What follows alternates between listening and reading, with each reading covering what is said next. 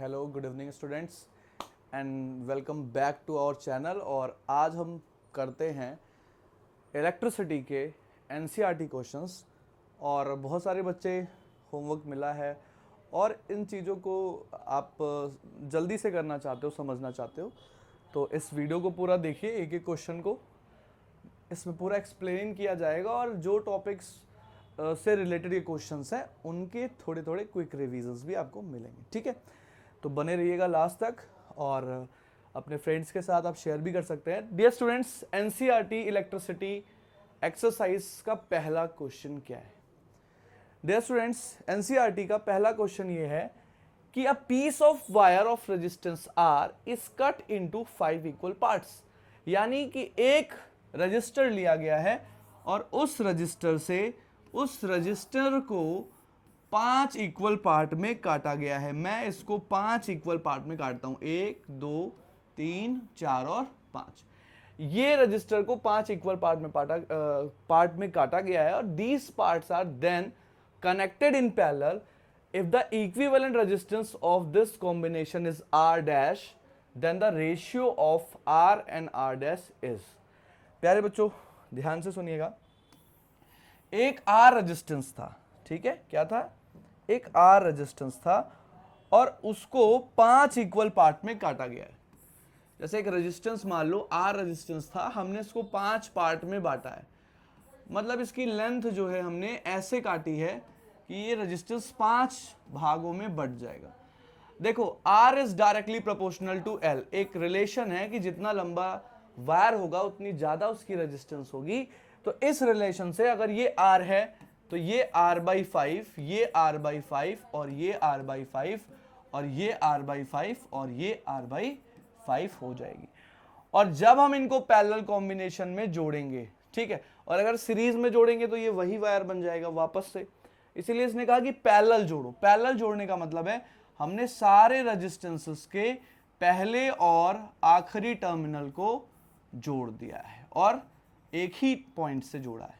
यानी सारे का पहला जो टर्मिनल होगा वो किसी एक पॉइंट से जुड़ेगा और आखिरी का किसी एक पॉइंट से जुड़ेगा। यानी सबके पास सेम पोटेंशियल डिफरेंस होने वाले हैं। ये एक अलग से इंफॉर्मेशन में दे रहा हूं कि सब पैरेलल कॉम्बिनेशन में क्योंकि पॉइंट सेम होते हैं तो सबका पोटेंशियल डिफरेंस सेम होगा। ये भी R/5, ये भी R/5, ये भी R/5 और ये भी R/5। सर क्या कॉन्सेप्ट है ये? बेटा ये सिर्फ और सिर्फ एक कॉन्सेप्ट है कि किसी का भी इक्विवेलेंट रेजिस्टेंस होता है जब वो पैरेलल में जोड़े जाते हैं। 1/R1 + 1/R2 + 1/R3 + 1/R4 + 1/R5। Putting the values, सारी वैल्यूज को पुट करने के बाद देखिए ये बहुत सारे बच्चों को नहीं आता है, मुझे पता है। R1 की वैल्यू R/5, डिनोमिनेटर का डिनोमिनेटर जो होता है वो न्यूमरेटर होता है। यानी ये जो R/5 होगा इन सभी का जो 5 होगा वो न्यूमरेटर में आने वाला है। अगली लाइन में ये सारे का जितना भी 5 है वो सब ऊपर आ जाएगा। तो 1/R equivalent you will get 5/R + 5/R + 5/R + 5/R + 5/R। You will get 25/R। सबको ऐड कर दो, सबका डिनोमिनेटर सेम है, एलसीएम लेने की कोई आवश्यकता नहीं है। तो 1/R equivalent is equals to 25/R। और यहां पे R इक्विवेलेंट को ही R डैश माना था, तो मुझे R इक्विवेलेंट नहीं लिखना चाहिए था, मुझे यहां पे इसकी जगह पे R डैश लिखना चाहिए था। तो 1/R dash should be equals to 25/R। तो R dash should be equals to R/25। ठीक है, आई थिंक तुम्हें समझ में आया होगा। तो आंसर इज 1/25। ठीक है, मैंने इसको आपके नोट्स के लिए इसको मैंने लिखा है पहले से, आप इसका स्क्रीनशॉट ले सकते हैं 1/5 टाइम्स हो जाएगा। ठीक है, आते हैं दूसरे क्वेश्चन की तरफ। Which of the following term does not represent electric power? बेटा पावर क्या होती है? पावर इलेक्ट्रिसिटी में होती है कि किस रेट से कोई भी अप्लायंसेस एनर्जी को कंज्यूम कर रहा है। जब हम मैकेनिक्स में थे तो हम इस चीज को समझते थे कि फोर्सेस लगेगी, बॉडी डिस्प्लेस होगी, आगे बढ़ेगी। इलेक्ट्रिसिटी के कॉन्सेप्ट में क्या है कि जब पावर की बात होती है, जैसे मैंने कहा कि 100 वॉट की बल्ब, अब तो 100 वॉट की बल्ब नहीं आती है, ठीक है, पहले 100 वॉट की बल्ब आती थी, हमारे घर में लगती थी, फिर उसको रिमूव किया गया, हटाया गया, ट्यूबलाइट्स आई 50 वॉट की, फिर उसको रिमूव किया गया, 18 वॉट का CFL आया, फिर उसको भी रिमूव किया गया, अब LED आया है, 7 वॉट 5 वॉट की LED आती है, लेकिन बिजली का बिल अब सबसे ज़्यादा आ रहा है क्योंकि लोग एक्सेस करते हैं, ठीक है।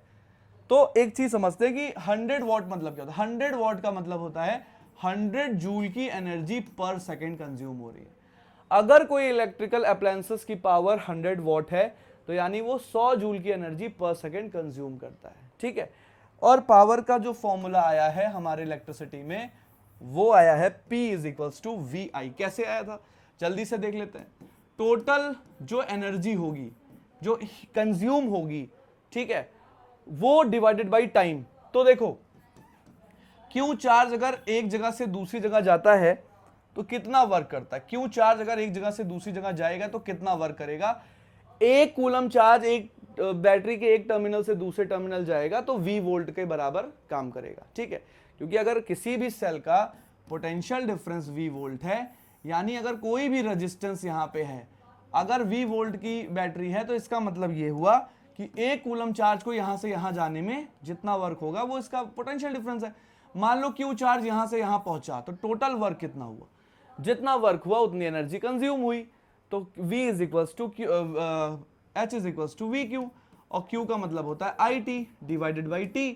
तो power can be calculated by multiplying the voltage with the current. P is equals to V into I, P is equals to V into I, बार बार मैं कह रहा हूं P is equals to V into I।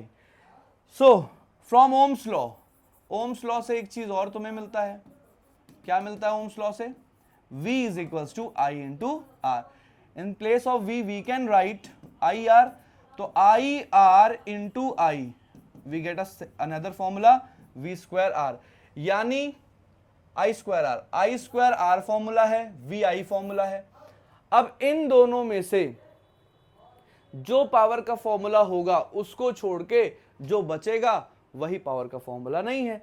अब हम replace करने जाते हैं I को। अगर हम I को रिप्लेस करेंगे तो in place of I what we have to write by V is equals to IR, तो I is equals to V by R। In place of I we have to write V by R, we get V square by R। तो power का एक formula ये है, एक formula ये है, एक फॉर्मूला ये है, तो हमें V square by R formula मिल गया। सो कौन पावर को नहीं रिप्रेजेंट करता, option B is the answer, ठीक है। ये देखो पावर का थोड़ा सा कॉन्सेप्ट मैंने आपके लिए लिखा था, ये बड़ा इंटरेस्टिंग क्वेश्चन है। देखिए कॉन्सेप्ट एक नहीं होते हैं, ठीक है, एक क्वेश्चन होता है, कॉन्सेप्ट कई सारे होते हैं, और हमें एक क्वेश्चन से कई क्वेश्चंस करने का तरीका बनाना होता है। कुछ बच्चे कहते हैं सर जल्दी जल्दी वन शॉट बनाओ, भाई इससे कुछ होगा नहीं, ठीक है। लाइफ मैराथन नहीं है, लाइफ को रियलाइज करना है, क्वेश्चंस को रियलाइज करना है। तो मैराथन्स के चक्कर में मत पड़ो, कंप्लीट नॉलेज लो कि एक क्वेश्चन को कैसे पूरी तरीके से समझा जाता है। बेटा एक इलेक्ट्रिक बल्ब है जिसकी रेटिंग मतलब होती है, आप कभी भी बल्ब खरीदोगे तो उस पर ऑलरेडी रेटिंग लिखी रहेगी। और रेटिंग की वैल्यू क्या होती है, रेटिंग की वैल्यू होती है उसके पास की, ऐसे लिखा रहता है कि 100 वॉट की बल्ब है, लेकिन 100 वॉट की बल्ब कब काम करेगी, जब आप इसको प्रोवाइड करोगे 220 वोल्ट। अगर आपके घर में, अब तो काफ़ी इलेक्ट्रिसिटी का काफ़ी अच्छा काम यूपी में हो रखा है, अब इलेक्ट्रिसिटी की पावर मतलब समस्या काफ़ी हद तक आसान हो गई। अभी तो 10th वाले बच्चों को मैं बताता हूँ, जब हम लोग के बोर्ड्स हुआ करते थे तो पूरा दिन लाइट नहीं रहती थी, रोस्टर चलते थे, आज लाइट रहेगी कल नहीं रहेगी, आधे दिन रहेगी आधे दिन नहीं रहेगी, और शहर में इतनी समस्याएं हुआ करती थी, ठीक है। तो आज तो तुम लोग बहुत लकी होगी, इस समय ऐसा कोई सीन नहीं है, ठीक है। अब देखो बच्चों, पहले लाइट जब होती थी ना तो डिम आती थी, आज भी कुछ बच्चे होंगे गांव में जो रहते हो, कभी कभी लाइट डिम आती है, इससे डोरे जैसे लाइट जलती रहती है। तो कहने का मतलब लाइट डिम का मतलब है कि इलेक्ट्रिसिटी तो आ रही है लेकिन वो प्रॉपर पोटेंशियल डिफरेंस नहीं मिल रहा है, उतना वोल्टेज हमें नहीं मिल रहा है, ठीक है। मेन वोल्टेज होता है, वोल्टेज ही पोटेंशियल डिफरेंस है, इस बात को मान लो, जिसको आप वोल्टेज कहते हो आम भाषा में, वही पोटेंशियल डिफरेंस है। जब बल्ब में रेटिंग लिखी रहती है कि 100 वॉट पे 220 वोल्ट, यानी जब आप 100 what 220 volt potential difference apply करोगे तो ये बल्ब 100 वॉट के हिसाब से एनर्जी देगी तुमको। लेकिन अगर तुम इसको 110 वोल्ट पे ऑपरेट करोगे तो 100 वॉट का ऑप्शन गलत होगा। एक कॉमन सेंस डेवलप करो। क्वेश्चन ने कहा कि अगर 100 वॉट 220 वोल्ट पे 100 वॉट की बल्ब है, 100 वॉट का इलेक्ट्रिकल अप्लायंस है, तो क्या 110 पे भी वो रहेगा? तो जवाब है नहीं। सर क्यों नहीं रहेगा? आइए हम देखते हैं इस चीज को, इस क्वेश्चन को समझते हैं। देखिए, जब हमने वोल्टेज दिया 220 वोल्ट, तो हमारी पावर कितनी है? उस समय हमारी पावर है 100 वॉट की, ठीक है। और P और V से रिलेशन अभी हमने पिछले अभी क्वेश्चन में देखा था, एक रिलेशन P और V का, P is equals to V square by R। देख लेते हैं। तो यहां पे हम लिखते हैं कि सर, एक मिनट के लिए समझें, P is equals to V square by R implies that R is equals to V square by P। Sir ऐसा क्यों कर रहा है बेटा? चाहे तुम 220 वोल्ट दे दो, चाहे तुम 110 वोल्ट दे दो, चाहे तुम 0 वोल्टेज दे दो, तीनों केसेस में एक चीज कॉमन रहने वाली है, वो है रेजिस्टेंस ऑफ दिस बल्ब। तो सबसे पहले आप एक काम करिए, बल्ब का रेजिस्टेंस निकालिए। तो R should be equals to 220 square, यानी 220 multiplied by 220 divided by 100। Dear student, 0 से 0 कट गया, 22 इंटू 22। आज एक ट्रिक सिखाता हूं मैं आपको। जब कभी भी दो नंबर्स होते हैं, जैसे कोई नंबर है हमारा, वो 2 डिजिट का है, जैसे 11, 12, 13, 14, 22, 99, जब भी 2 डिजिट का नंबर आता है बच्चों, तो आपको स्क्वायर करने का बड़ा आसान तरीका मैं सिखाता हूं, और उसके बाद मैं 11 का स्क्वायर करना सिखाता हूं। उसके लिए एक बहुत अच्छा मेथड है। जब भी 2 नंबर का 2 डिजिट का स्क्वायर होता है, तो सबसे पहले ये जो लास्ट में होती यूनिट डिजिट, इसका स्क्वायर कर दो, तो स्क्वायर ऑफ यूनिट डिजिट। उसके बाद क्या करो, इन तीनों का आपस में मल्टीप्लाई, किसका? डिजिट्स का पावर के साथ मल्टीप्लाई। तो एक कॉन्सेप्ट आया कि सर आप क्या सिखा रहे हैं, जो हमारी यूनिट प्लेस पे डिजिट है उसका आप स्क्वायर करो, फिर दोनों डिजिट का मल्टीप्लाई करके पावर का मल्टीप्लाई करो, यानी फिर प्रोडक्ट करो, और फिर इसका स्क्वायर कर दो आपकी 10th प्लेस पे जो डिजिट है। ठीक है, समझ में नहीं आया तो इसको देखो। जैसे सपोज करो 12 का स्क्वायर आपको निकालना है, तो 12 का स्क्वायर निकालने के लिए सबसे पहले मेरे साथ 2 का स्क्वायर करो। तो 2 का स्क्वायर कितना आ गया? 4। अब क्या करो, 1 मल्टीप्लाइड बाई 2, 2, और 2 मल्टीप्लाइड बाई 2, यानी जो भी इन यूनिट डिजिट, जो भी डिजिट्स का आपस में प्रोडक्ट आएगा, इसको पावर से मल्टीप्लाई करना है, फिक्स है। तो 1 इंटू 2 मल्टीप्लाइड बाई 2, तो 2 2 जा 4, और लास्ट में 1 का स्क्वायर कर दो, तो आपका आंसर आ गया 12 का स्क्वायर इज इक्वल टू 144। आइए आगे देखते हैं। मान लो 26 का स्क्वायर करना है, 26 का स्क्वायर करना, पहले 6 का स्क्वायर कर दो। सर 6 का स्क्वायर 36, बेटा सिर्फ 6 लिखा जाएगा, एक वैल्यू लिखी जाएगी, और 3 को भेज दो अगले स्टेप के कॉमन के लिए। अगले स्टेप में 6 का स्क्वायर 36 किया, 6 लिख दिया, 3 कॉमन आ गया, 2 6 जा 12, 12 2 जा 24, 24 प्लस 3 27, और 27 हो गया, और इधर कितना आया? 2 आ गया, और 2 का स्क्वायर किए तो 4, और 2 कितना आ गया? 6। डियर स्टूडेंट्स, इस तरीके से आप किसी भी 2 डिजिट का स्क्वायर कर सकते हो।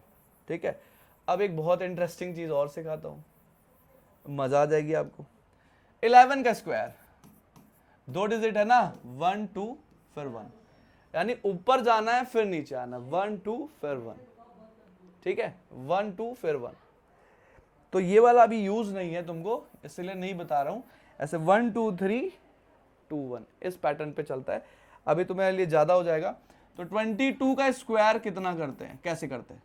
सर 2 का स्क्वायर कर दीजिए 4, ठीक है, 2 2 जा 4, 2 जा 8, ठीक है, 2 का स्क्वायर 4। सर इसका मल्टीप्लाई किया, हमारा आंसर है 484 ओम।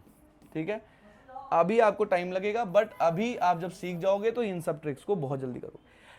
सर जो बल्ब 220 वोल्ट पे 100 वॉट का पावर दे रही थी, एक्चुअल में उसका रेजिस्टेंस 484 ओम था। अब उसको कितने पे ऑपरेट कर रहे हैं? अब उसको ऑपरेट कर रहे हैं 110 पे। तो 110 मल्टीप्लाइड बाई 110, ठीक है। कुछ स्टेप्स को मैं लिखता नहीं हूं तो आपको लगता होगा कि, अब लिखिए 110 का square 110 into 110 divided by R कितना हो गया 484। क्लियर। आप देख सकते हो 11 से कट रहा है, 11 10 जा और 11 4 और 11 4, ठीक है। फिर 11 10 जा हुआ कि नहीं, बोलो 11 10 जा गया ना, और 11 4 जा। सर 100/4, 100/4 का मतलब हुआ सर 25 वॉट। अब जो पावर कंजप्शन होगी वो 25 जूल पर सेकेंड की होगी, यानी आप इसको आधा कर रहे हो, वोल्टेज को आधा कर रहे हो, पावर 1/4 हो रही है, ठीक है। और इसको मैंने आपके लिए बहुत सिस्टमैटिक लिख के भी रखा है ताकि आप स्क्रीनशॉट ले सकें, ठीक है। आई थिंक यहीं कहीं था, कोई बात नहीं, मैंने अभी भी सॉल्व कर दिया आपके लिए, ठीक है। तो 25, हाँ ये सॉल्व करके आप इसको इस तरीके से सॉल्व कर सकते हो।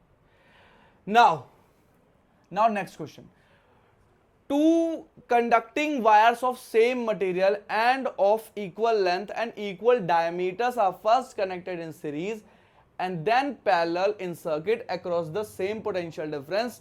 The ratio of heat produced in series and the parallel combination would be. दो कंडक्टिंग वायर्स लिए गए सेम मटेरियल के, इक्वल डायमीटर्स के, उनको पहले जोड़ा गया सीरीज में, फिर उनको जोड़ा गया पैरेलल में, पोटेंशियल डिफरेंस सेम है, उनका हीट प्रोड्यूस निकालो। बेटा ऐसा माना जाता है, ध्यान से सुनिएगा यहां पे, ऐसा माना जाता है कि जो भी हमारी एनर्जी कंज्यूम हुई रहती है, जितनी भी हमारी एनर्जी कंज्यूम हुई रहती है, वो सारी की सारी एनर्जी कंज्यूम, ऐसा माना जाता है कि रजिस्टर उसको हीट में कन्वर्ट कर देते हैं। तो इसीलिए आपने देखा होगा कि यहां पे पावर्स को टाइम के साथ मल्टीप्लाई करके हीट निकाली गई है। एक बार हीट निकाला गया है सीरीज कॉम्बिनेशन वाले केस को, और एक बार पैरेलल कॉम्बिनेशन वाले को। जल्दी से इसको देखते हैं, और ये क्वेश्चंस में कोई भी डाउट होगा तो आप इसको कमेंट में पूछोगे, हम नए वीडियोस में उसको आपको सॉल्व कराएंगे। सबसे पहले पैरेलल कॉम्बिनेशन किया गया, और पैरेलल कॉम्बिनेशन में हमको पता है इक्विवेलेंट 1/R1 प्लस 1/R2, यानी जितने भी रजिस्टर आप पैरेलल में जोड़ोगे सबको रेसिप्रोकल करके यहां पे लिखना होता है। तो हमारा जो आंसर आया, क्योंकि रेजिस्टेंस सेम है। सर रेजिस्टेंस सेम वर्ड क्यों लिया? क्योंकि सेम लेंथ है, सेम डायमीटर है, ठीक है, सेम मटेरियल है। तो उसके बाद जब पैरेलल में लेंगे तो पैरेलल में इक्विवेलेंट R/2 आएगा, और सीरीज में दोनों रजिस्टर जुड़ जाता है R1 plus R2। R equivalent क्या होता है? R1 plus R2। जब ये दोनों जुड़ जाएंगे तो R प्लस R 2R होंगे, यानी एक केस में रेजिस्टेंस कम हो रहा है और एक केस में रेजिस्टेंस ज्यादा हो रहा है। अब जैसे ही सेम वोल्टेज पे जो हीट प्रोड्यूस निकालना है, तो पहले हमने सीरीज का PT, यानी इसकी पावर कितनी होगी V²/RS, भाई पावर मल्टीप्लाइड बाई टाइम।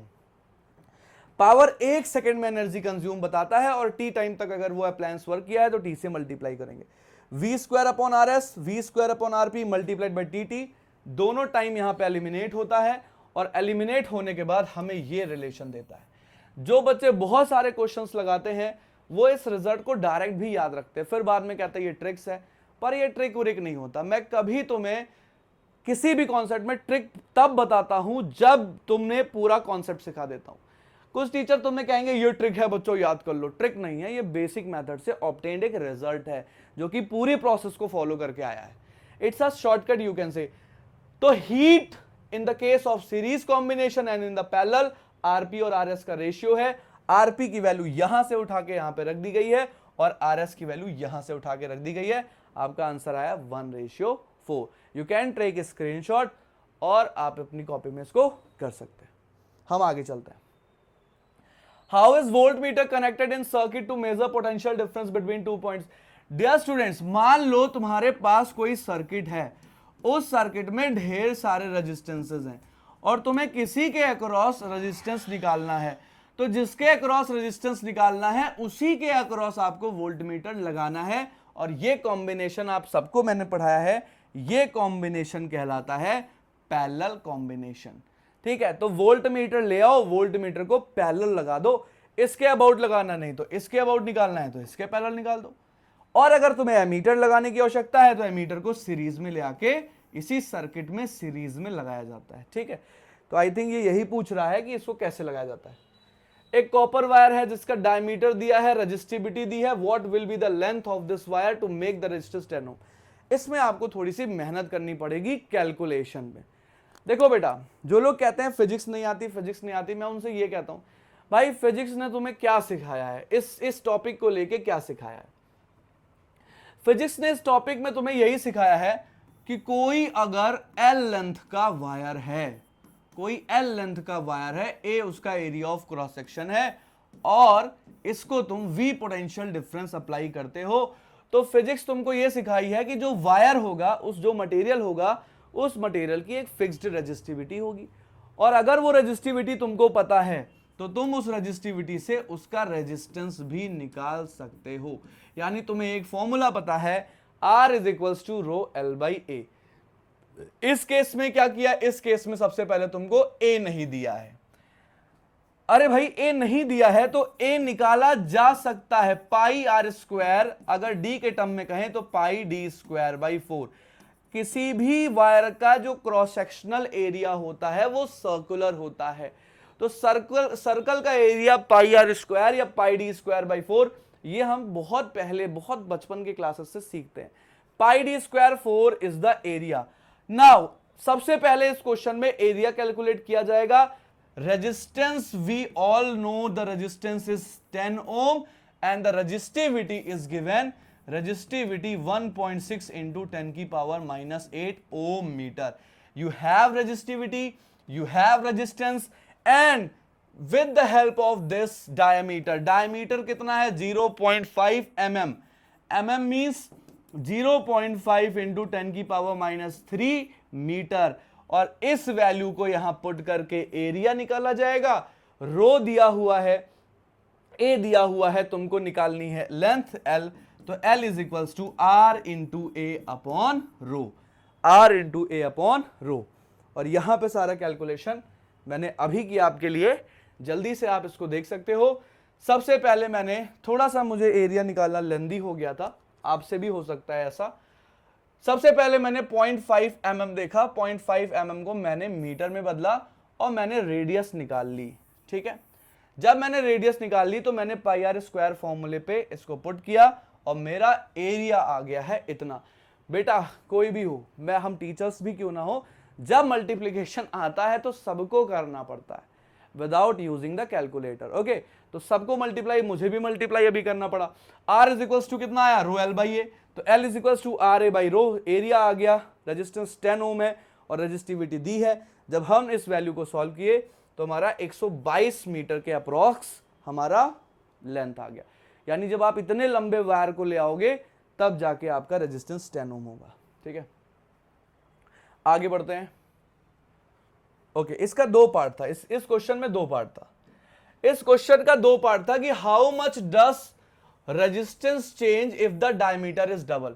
देखो बेटा, डायमीटर को डबल कर दिया गया है, डायमीटर को कर दिया गया है डबल, तो यहां पे डायमीटर को डबल करने से क्या फर्क पड़ा है, तो दोनों रेजिस्टेंस के रेशियो को निकाल लिया गया है, सब कुछ कट गया, सिर्फ एरिया और एरिया बचा। यानी एरिया के रेसिप्रोकल हमारा रेजिस्टेंस है, हमने डायमीटर को डबल किया है यानी रेडियस भी डबल हो जाएगी। तो जब हमने इस पैटर्न को फॉलो किया तो हमें पता चला कि नया जो रेजिस्टेंस है वो 4 टाइम्स हो जाएगा। एरिया बढ़ेगा, रेजिस्टेंस घटेगा, डबल एरिया करोगे तो रेजिस्टेंस 1/4 दिख रहा है आपको। डायमीटर डबल कर रहे हो तो रेजिस्टेंस 1/4 हो रहा है। ठीक है, now this time the new pattern of question we all have, the values of current I flowing in the given resistor for the corresponding values of potential difference V across the resistor are given by। आपको current की value दिया है, आपको voltage की value दिया हुआ है, आपको करंट की वैल्यूज दे रखा है और वोल्टेज की वैल्यू दिया रखा है, plot a graph between V and I, calculate the resistance of the register. यानी अभी इस क्वेश्चन से हम ये सीखने वाले हैं कि अगर हमें ग्राफ दे देता है, अगर हमें ग्राफ दे देता है तो ग्राफ से कैसे रेजिस्टेंस फाइंड आउट करेंगे। ठीक है, ये भी सीखना है जल्दी से। देखिए तो ग्राफ तो मैंने बना दिया है, ग्राफ तो यहां पे आपके सामने है। मैंने वोल्टेज को एक्स एक्सिस पे रिप्रेजेंट किया, 2 volt, 4 volt, 6 volt, 8 volt, 2-2 unit का गैप लेके मैंने वोल्टेज को यहां लगा दिया और करंट को मैंने यहां लगा दिया। और जैसा कि 0.5 पे 1.6 और ये तमाम वैल्यूज हैं 0.5 पे 1.6, इस वैल्यू का यूज करके मैंने पॉइंट्स को भी यहां पे लगा दिया और उससे मेरा एक स्ट्रेट लाइन कर्व बन गया।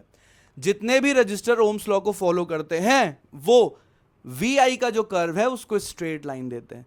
तो क्या सर ऐसे भी हैं जो ओम्स लॉ को नहीं फॉलो करते? हाँ बिल्कुल है।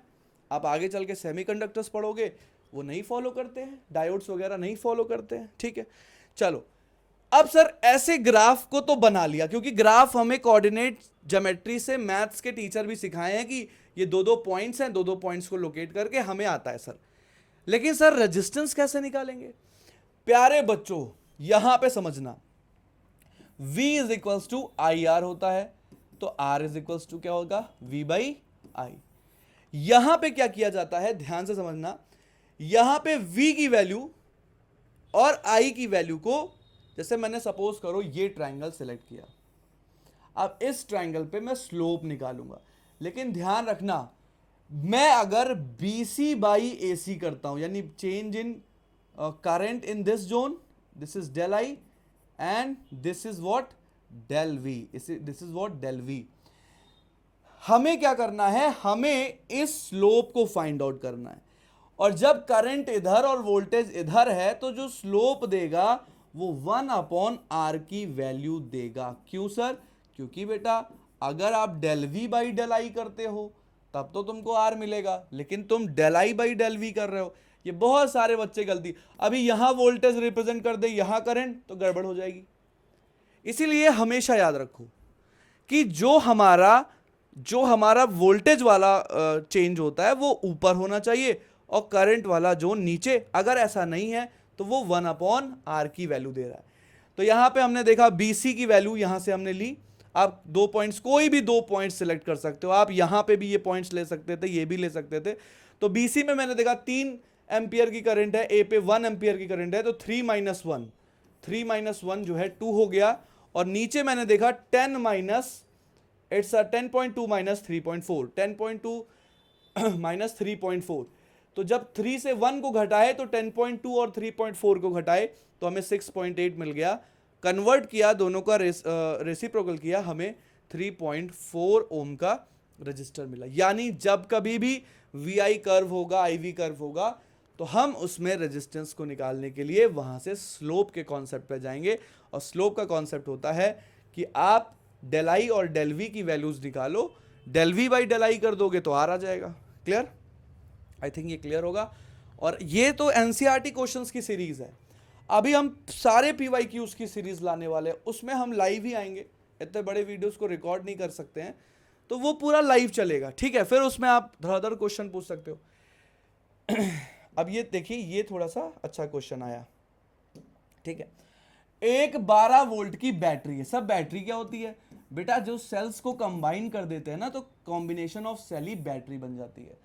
इसको एक अननोन रेजिस्टेंस से जोड़ दिया जाता है, अननोन रेजिस्टेंस जिसको हम नहीं जानते। ठीक है, और ये 12 वोल्ट की बैटरी है सर, अननोन रेजिस्टेंस से जोड़ी गई। मैंने कहा उसका रेजिस्टेंस आ रहा है, और सर इसने पता है क्या किया 2.5 मिली एम्पियर की करंट दे दी।